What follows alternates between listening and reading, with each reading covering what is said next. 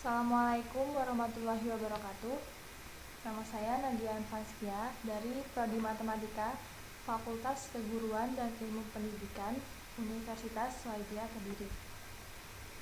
Dalam rangka memenuhi tugas mata kuliah Micro Teaching yang diampu oleh dosen Pak Jatmiko. Baik, kali ini saya akan menjelaskan tentang perbandingan dua besaran dengan satuan yang berbeda. Langsung saja kita mulai. Nah, yang pertama, kita harus mengetahui pengertian dari perbandingan dengan cara melihat apa sih arti perbandingan dalam kehidupan sehari-hari. Sebagai contoh, di sini ada umur dini lebih dari umur nani. Nah, berarti kata-kata lebih dari ini merupakan kalimat perbandingan.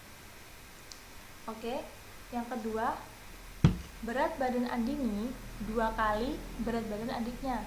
Nah, berarti berat badannya Andini itu 2 kali lebih berat daripada badan adiknya. Itu merupakan kalimat perbandingan ya. Perbandingan antara berat badannya Andini dan adiknya. Yang ketiga ada luas kebun. Luas kebun Pak Rahmat kurang dari luas kebun Pak Joko.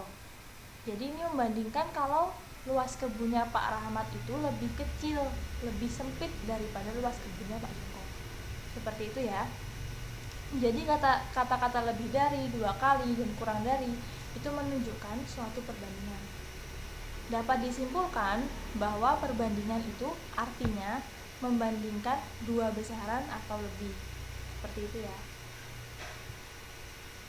Nah, yang di slide pertama tadi itu kan kita mengartikan apakah itu perbandingan. Namun pada materi kali ini saya akan menjelaskan perbandingan dua besaran dengan satuan yang berbeda. Jadi di sini ada dua besaran yang memiliki satuan yang berbeda. Kita langsung masuk ke contoh soal. Agung bersepeda menuju SPBU dengan pemberhentian sebanyak 3 kali. Nah, di pemberhentian pertama 8 km 20 menit. Nah, inilah yang dimaksud dengan satuan yang berbeda. Dia ada satuan kilometer, juga ada satuan menit.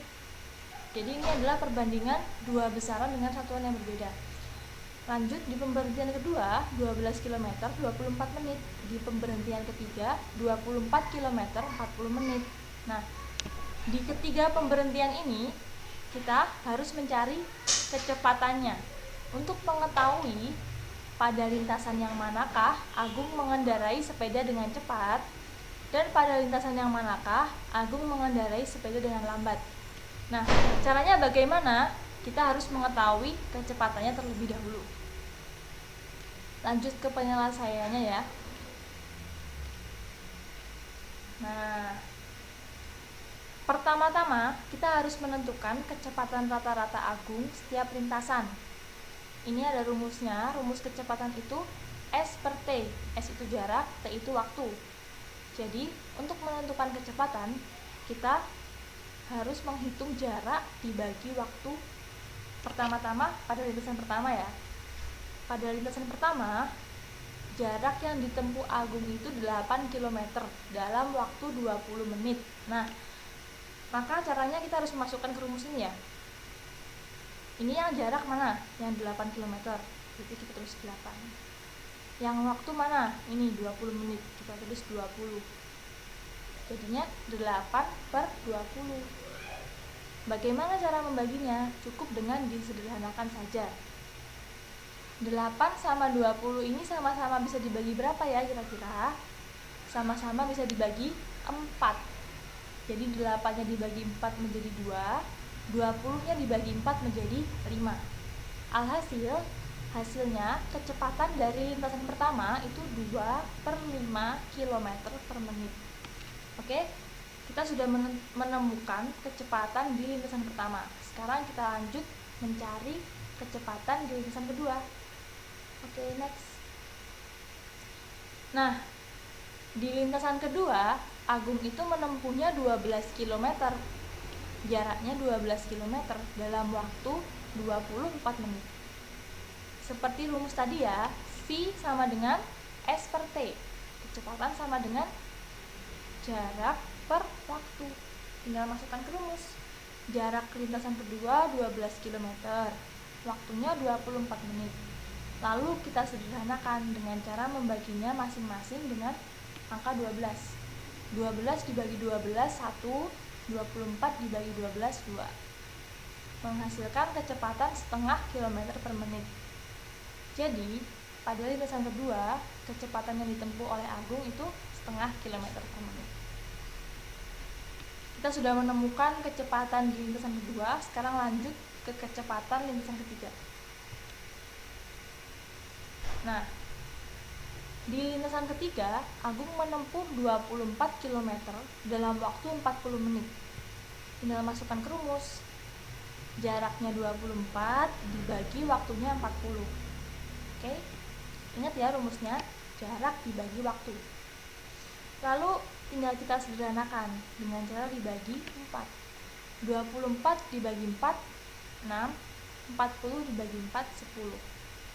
Menghasilkan kecepatan 6 per 10 km per menit. Oke? Sekarang kita lanjutkan bagaimana caranya mengetahui manakah yang paling cepat dan manakah yang paling lambat. Next. Nah, sekarang sudah saya beri nomor kan. Ini hasil kecepatan dari lintasan pertama, yaitu 2/5. Ini kecepatan hasil dari lintasan kedua, yaitu 1/2. Ini lintasan ketiga, 6/10. Oke. Di sini ada pecahan biasa ya. Bagaimana sih caranya mengetahui lebih besar yang mana, gitu kan? Cara mencari mana yang lebih besar dan mana yang lebih kecil pada pecahan biasa itu, kita menggunakan cara silang seperti ini ya, dikali silang. Jadi kita jajarkan dulu. Pertama kita ngecek 2/5 sama 1/2. Ini besaran mana sih sebenarnya, gitu kan? Cukup kita kali silang. 2 dikalikan dengan 2 ini, hasilnya 4. Kita tulis di atasnya sini. 5 dikalikan 1 hasilnya 5. Nah, banyakkan yang mana? Banyakkan 5. Berarti yang lebih besar adalah 1/2. Jadi 2/5 lebih kecil dari 1/2. Gitu ya. Oke, langsung kita ngecek 2/5 sama 6/10. Kira-kira besaran mana ya, gitu ya. Nah, kita tulis dulu 2/5 sama 6/10. Lalu kita kalikan silang. 10 dikali 2, 20. 5 dikali 6. Wah, ini salah ya. Seharusnya 5 dikali 6 itu 30. Maaf, ini salah. Harusnya 30. Tapi tetap saja besaran yang ini, ya. Besaran 6/10. Jadi yang lebih besar adalah 6/10. Kita tulis 2/5 lebih kecil dari 6/10. Oke? Maaf ya, ini salah. Seharusnya 5 dikali 6 itu 30. Jadi typo. Oke, selanjutnya ini kita ngecek yang 1/2 sama 6/10. Kira-kira besaran mana ya? Kita cek. 2 dikali 6, 12. 10 dikali 1, 10. Berarti lebih besar yang 12. Artinya 1/2 lebih kecil dari 6/10. Dari sini bisa kita lihat bahwa 6/10 adalah jumlah yang paling besar, ya kan? Dan 2/5 adalah yang paling kecil. Langsung saja kita tentukan kecepatannya, yang paling cepat dan paling lambat.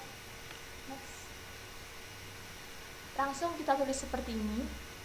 Karena 2/5 lebih kecil daripada 1/2 dan lebih kecil daripada 6/10, dapat disimpulkan bahwa Agung mengendarai sepeda paling cepat saat berada di lintasan ketiga. Gitu ya. Jadi ini kan jumlah yang paling besar kan 6/10.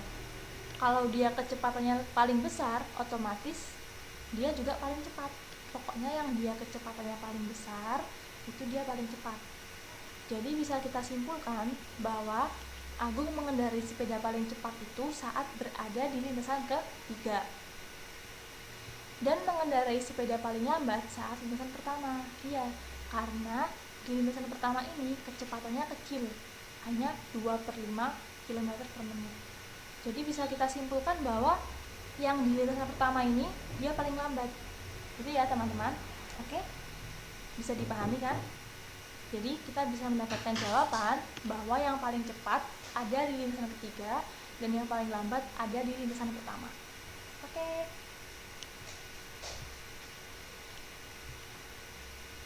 Sekian dari saya. Semoga materi yang saya sampaikan hari ini bisa dipahami ya oleh teman-teman. Selamat belajar. Saya akhiri dulu. Sampai ketemu di materi selanjutnya. Assalamualaikum warahmatullahi wabarakatuh.